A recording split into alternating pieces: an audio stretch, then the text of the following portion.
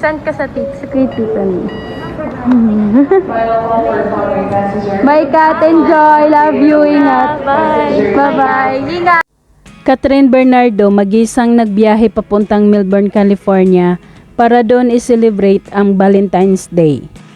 Sa pagkikita nilang muli sa kanyang matalik na kaibigan na si Ares, makikita ang pananabik nila sa isa't isa.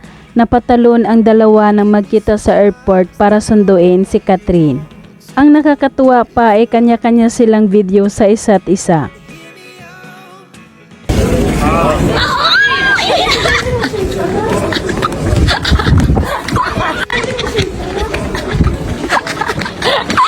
Naging masaya si Catherine sa kanyang pagpunta sa California at nakakasama niya ang iba pa niyang mga kaibigan.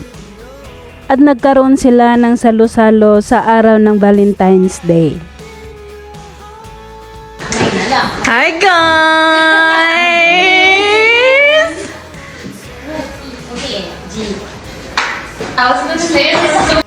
At nagkaroon naman ng friendship toast ang dalawang magkaibigan na sina Catherine at Ares.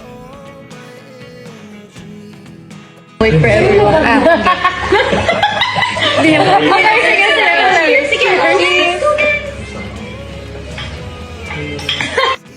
Hindi pinalagpas ni na Catherine Bernardo at mga kaibigan niya ang pagkakataon na mapanood ang concert live ni Taylor Swift.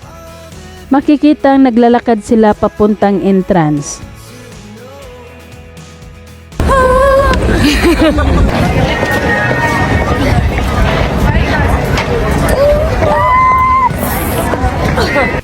Makikita ang saya ni Catherine nang nakapasok na sila mismo sa loob pagkatapos mag-top up ng kanilang QR code para sa kanilang ticket.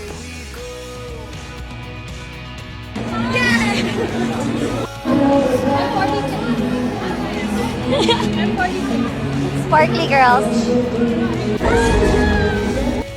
Sumabay at napakanta si Catherine sa tugtog habang nakaupo na sila. Makikita ang kasiyahan nilang dalawa.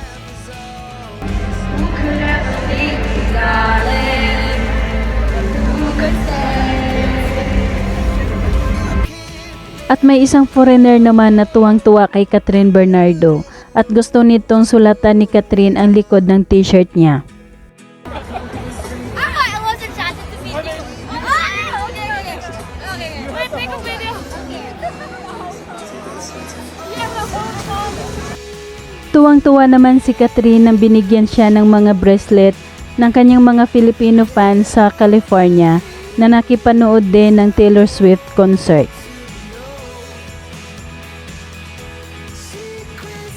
Ayan, ang dami na. Konti lang yan. Puro bigay lahat, diba? Wow. Okay. Walang tigil ang pasasalamat ni Catherine sa mga fans na nagbigay sa kanya ng bracelet. At pati ang isang foreigner na babae ay nagsuot din at nagustuhan ito. Thank you guys. Oh my gosh, thank you. Swifties reuniting. Samantala sa kanyang pagbabalik Pinas, sumabak naman agad si Catherine sa trabaho. Ito ang behind the scene photoshoot ng kanyang Great Taste Coffee endorsement.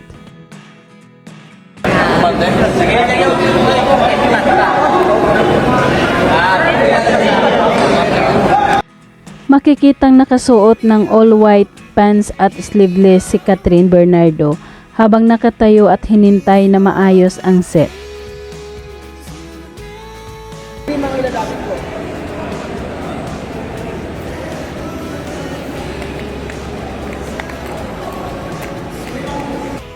At habang nakatayo siya, nilapitan siya ng isang staff at inayos ang kanyang pants.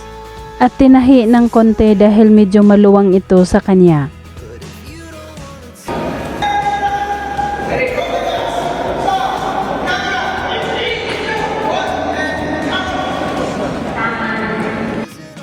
Makikita ang mahabang pasensya ni Catherine at mabait ito. Kahit medyo matagal na siya nakatayo at di pa rin nag-uumpisa ang shoot, ay kalmado lang ito.